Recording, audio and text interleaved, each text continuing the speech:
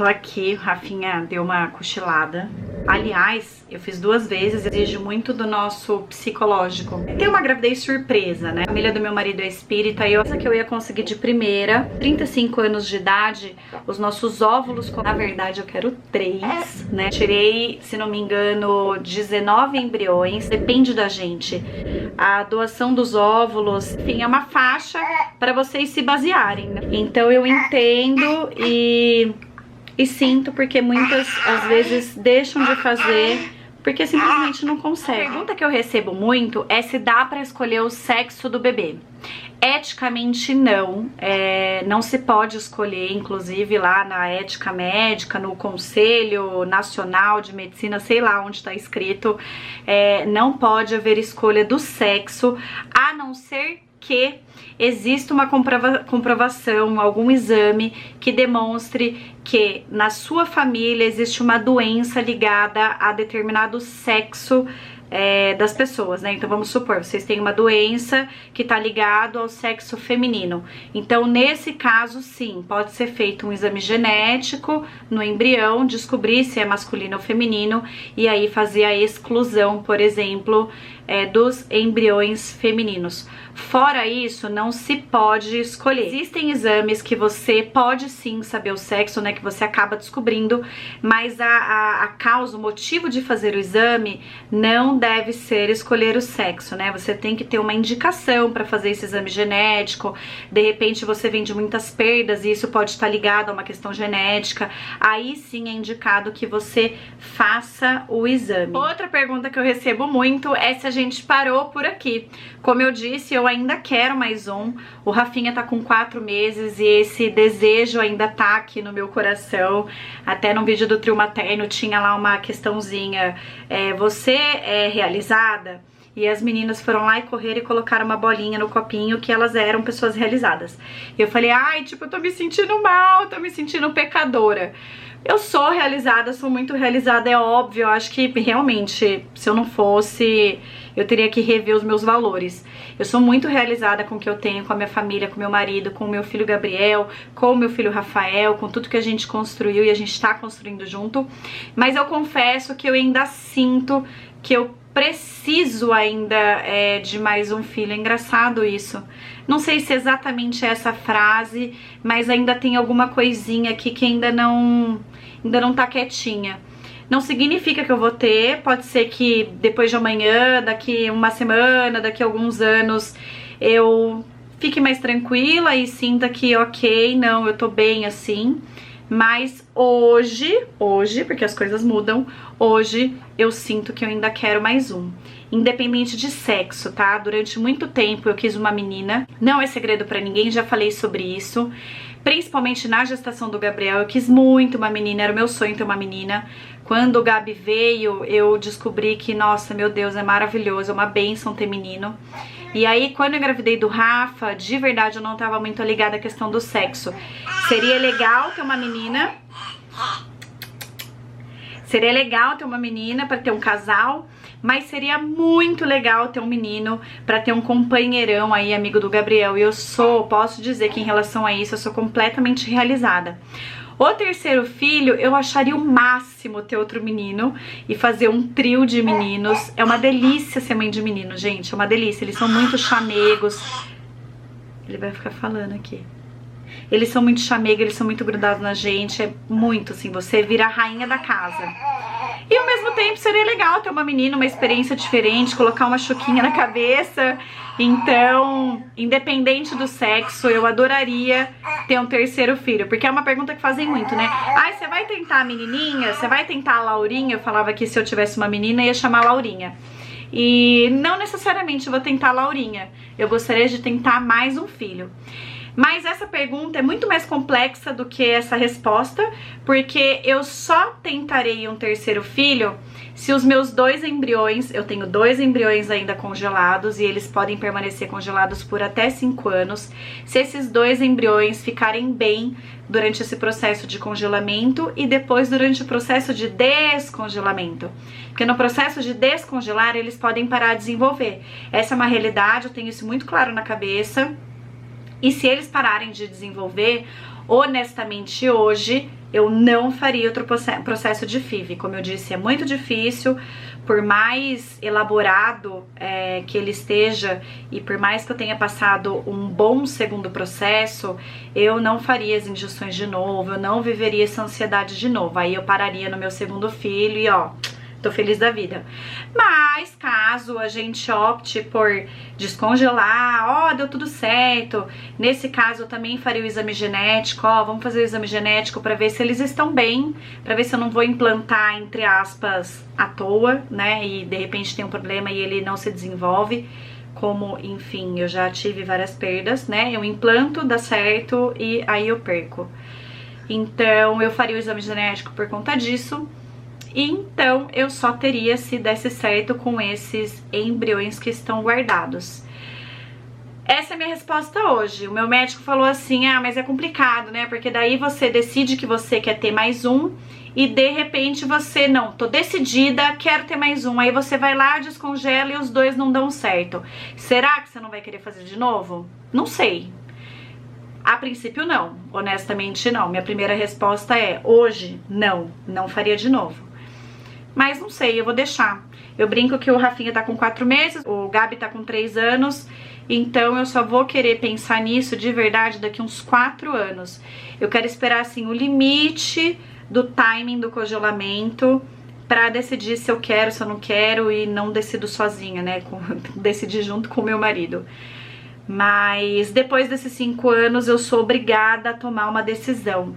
Ou você utiliza os embriões, ou você doa os embriões para pesquisa, ou você doa os embriões para uma outra pessoa, tá? Existem essas 3 possibilidades. Não sei porque o prazo de 5 anos, não sei. Eu acho que eles devem ter colocado um prazo para não ficar lá uma vida inteira congelado. E durante esse processo de 5 anos também a gente paga por esse congelamento, tá? Não vai você achando que é de graça largar lá o embrião congelado. Na verdade a gente paga um anual, que agora eu não me lembro quanto, mas é caro. Deve ser uns 1.000, quase 2.000 reais, pra deixar esses embriões congelados. Preciso confessar que essa questão de reacender a vontade de ser mãe me dá um medinho.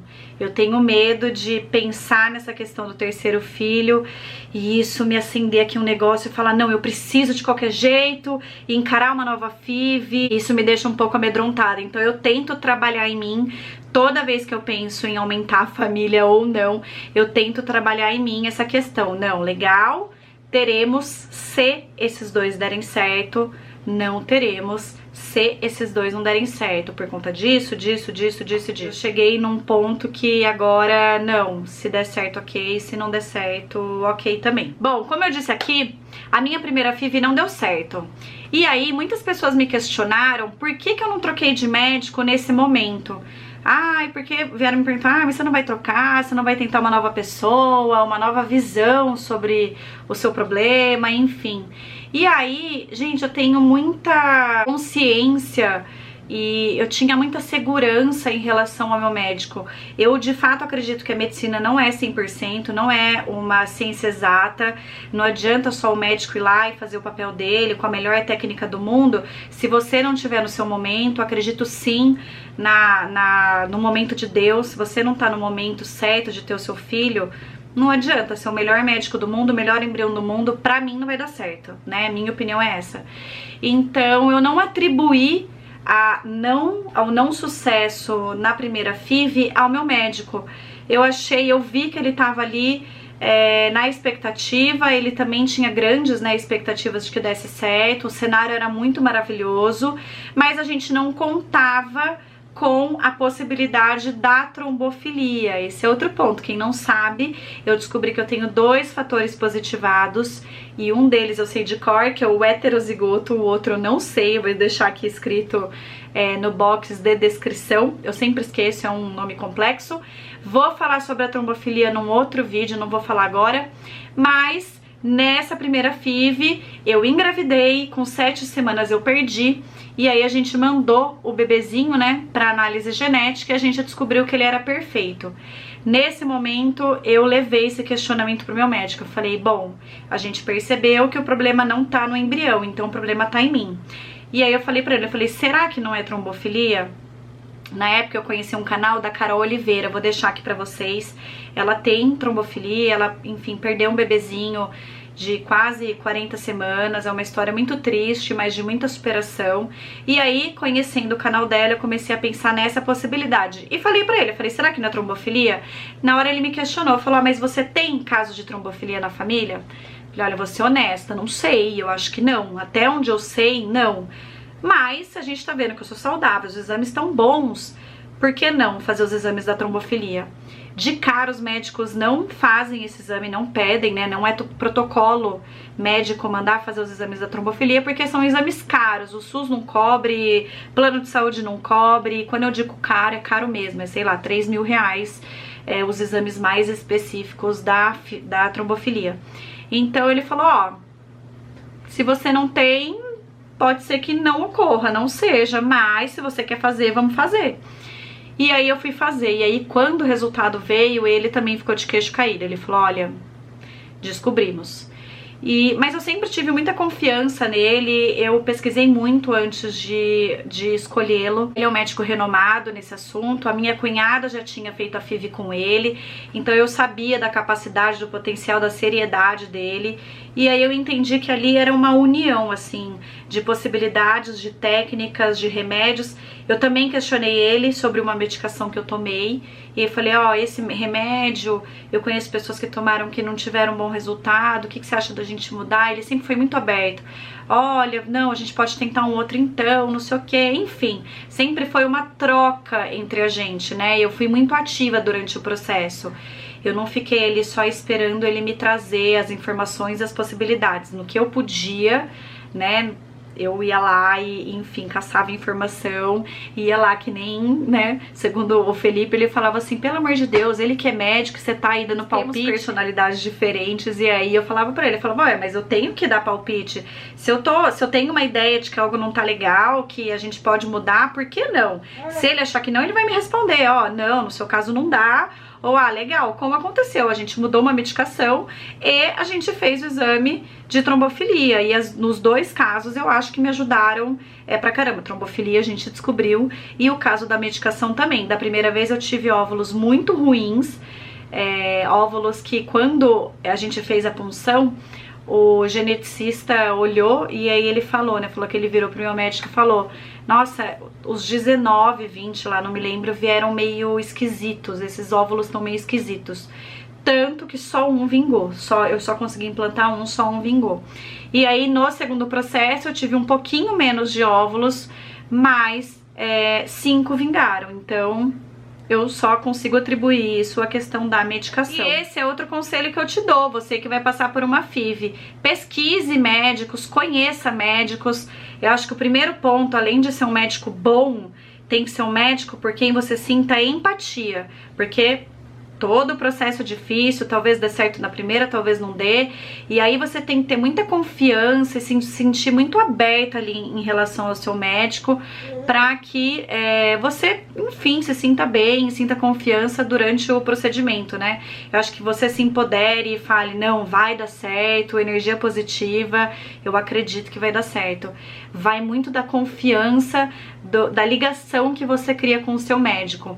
Pra mim isso é essencial. Eu não troquei meu médico, se eu tivesse que fazer de novo eu faria com o mesmo médico, mesmo não tendo dado certo da primeira vez.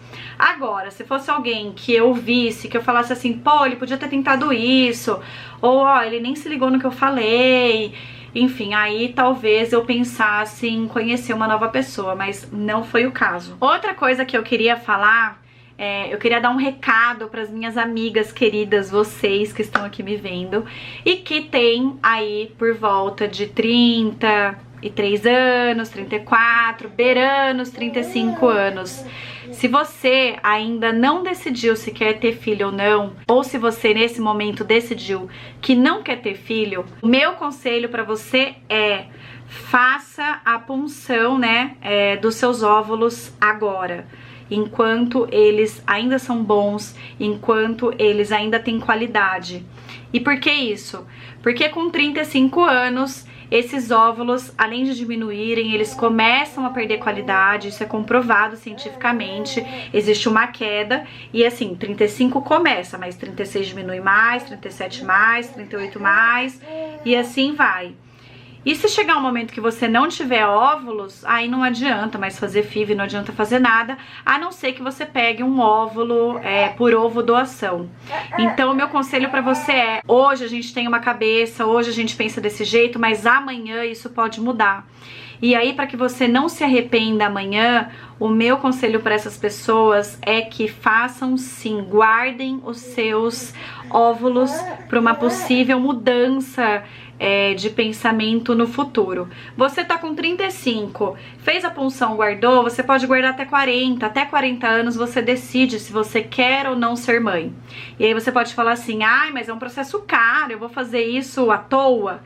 Pra mim não é à toa, porque se você mudar de opinião lá pra frente, você vai se arrepender, você pode se arrepender de não ter feito isso antes, e aí é um caminho sem volta, né? Como eu te disse, a não ser que você faça uma ovodoação, mas se você quer utilizar os seus óvulos, né, ter um filho com a sua carga genética, então meu conselho pra você é esse. Vá ao médico especialista no assunto, faça um exame de reserva ovariana, depois faça a coleta dos seus óvulos e faça o congelamento por um período de 5 anos, até que você tenha aí maturidade suficiente para decidir se você quer ou não ser mãe. E eu tô falando isso pra você como eu falaria pra uma amiga, uma melhor amiga muito próxima minha, né? Eu tenho pessoas próximas que ainda não engravidaram e que já têm 35, algumas que não têm nem perspectiva e outras que não gostariam de engravidar. E aí meu conselho é sempre esse. A trilha sonora tá maravilhosa. Gente, é muito maravilhoso, é muito maravilhoso. O ponto é, não tem como fabricar óvulo, né? Então se você não tem, você não tem. Então guarde os seus óvulos e decida mais pra frente. A questão é, né, é como o ditado diz, se conselho fosse bom, a gente não dava, a gente vendia. Mas, gente, eu preciso falar, hoje eu sinto uma necessidade enorme de falar, de contar sobre a minha experiência. E principalmente porque, como eu disse, no meu processo eu não compartilhei.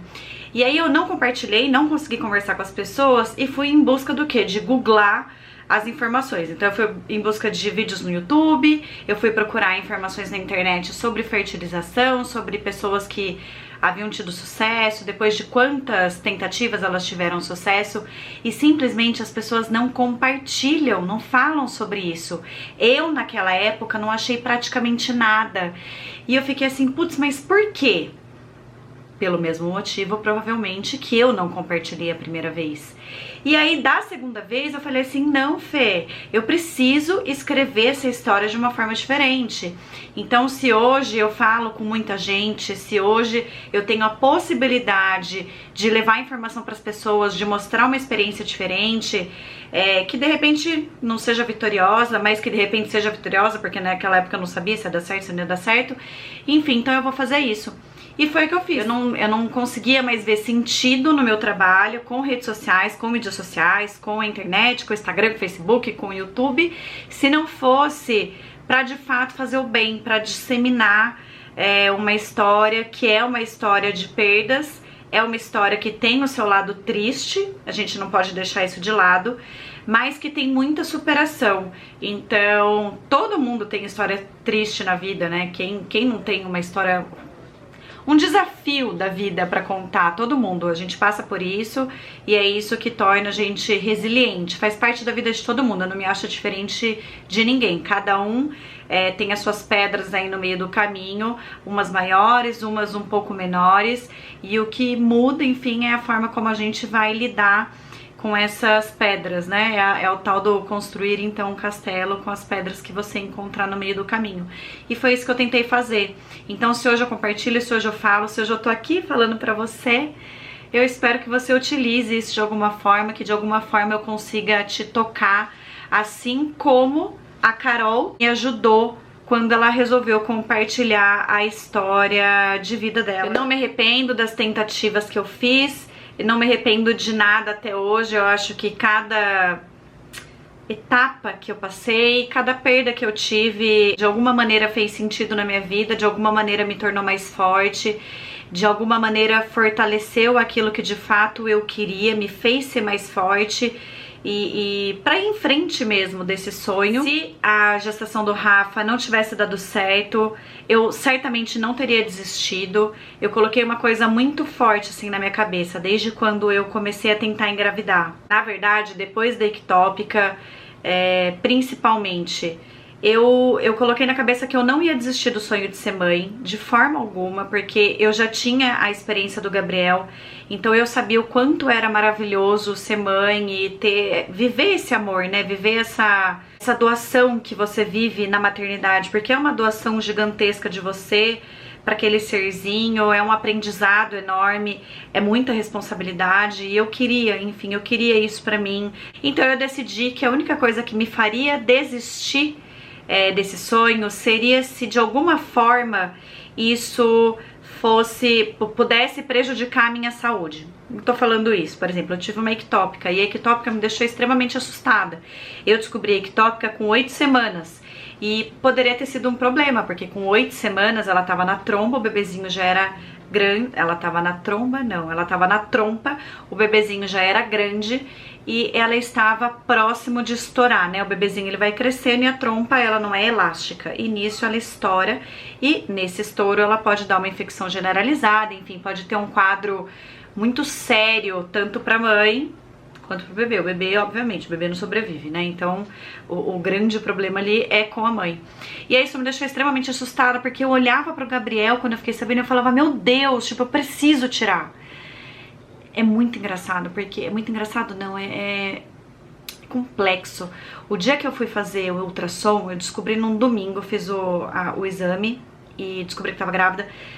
Aí eu resolvi fazer ultrassom na segunda-feira. Eu não consegui esperar fazer ultrassom com a minha médica. Eu sabia que tinha alguma coisa esquisita. E aí, o dia que eu fui fazer ultrassom, o bebezinho tava lá, tava batendo o coração, tava perfeito ali, né? Ele só tava no lugar errado. E aí, é um misto de emoção, porque, nossa, eu tô grávida, olha ali, um serzinho dentro de você. E ao mesmo tempo, eu fui inundada por pensamentos horríveis, porque eu tava correndo risco de vida. E pior do que pensar na minha vida era pensar no meu filho Gabriel, que poderia ficar sem mim e que eu poderia não ver mais. Então isso me deixou assim aterrorizada. Eu lembro que na própria segunda-feira eu liguei para um cirurgião, esse cirurgião não ia me operar naquele dia, eu achei um absurdo. Foi aí que eu liguei pro médico da minha cunhada, que é o médico que fez a minha fertilização, e ele assim falou, não minha filha, vai agora pro hospital interna que eu tô indo lá te atender. É seríssimo, a gente precisa te operar. E aí eu internei naquele dia. Então, a partir dali eu fiz uma reflexão muito grande sobre a minha vida, a importância da minha vida, a importância do meu filho na minha vida, o Gabriel até então. E eu decidi que eu só desistiria do processo se tivesse relacionado à minha saúde, se eu colocasse a minha saúde em risco. Obviamente que tem a questão psicológica, então eu poderia chegar no nível de exaustão psicológica, como eu disse, essa parte psicológica pega mesmo. Então eu também poderia de repente desistir desse ponto de vista, né, se isso acontecesse. Graças a Deus, durante o caminho ali que eu percorri não aconteceu, mas seria um outro motivo. E também a questão financeira, eu acho que você se planeja até um determinado ponto, mas chega uma hora que você esbarra ali em questões financeiras, né? Foi o que eu falei pra todo mundo, né? Você pode tentar, tem gente que tenta uma vez, não consegue tentar duas, tem gente que tenta duas, não consegue tentar três, tem gente que tenta 10, então cada um ali com a sua realidade. Mas isso poderia ser um fator também que me obrigasse a desistir. Enfim, é isso, eu já falei demais. Se eu não contei algo que vocês queriam saber, se faltou alguma coisa, se eu de repente expliquei alguma coisa errado ou enfim, não deixem de escrever pra mim aqui no box. Eu espero que vocês gostem, compartilhem com pessoas que vocês conhecem e que estão passando por esse momento, ou que já passaram, ou que ainda vão ter que passar. Meu intuito aqui foi exatamente bater um papo bem sincero sobre o processo que eu passei e sobre o que eu acho de tudo isso e tentar ajudar as pessoas que ainda vão passar por isso. Então eu espero que vocês gostem, não se esqueçam de curtir o vídeo e se inscrever no canal. Até a próxima. Tchau, tchau!